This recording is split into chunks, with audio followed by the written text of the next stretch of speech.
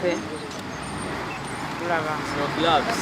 Well, we started dispatching materials at about 1 a.m.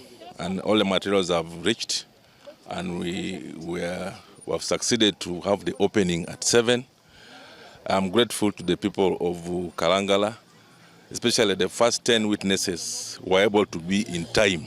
Yeah, machines mpya.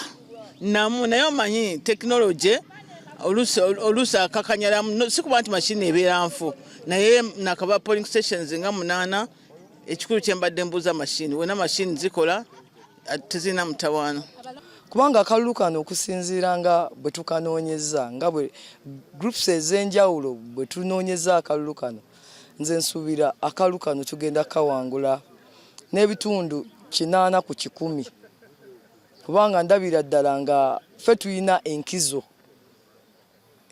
nga party ye NRM enkizo nga candidate because candidate nze nina experience candidate nze Kalangala njimanye ebizibu byayo okulaba nga tusaka eri government okulaba nga government tugiteeka ku nninga okulaba nga ebizibu byaffe ebyo biggwawo okugeza embeera z'ebyobulamu tulina embeera z'ebyenguudo zaffe ferries especially ey'ekyamuswa eyo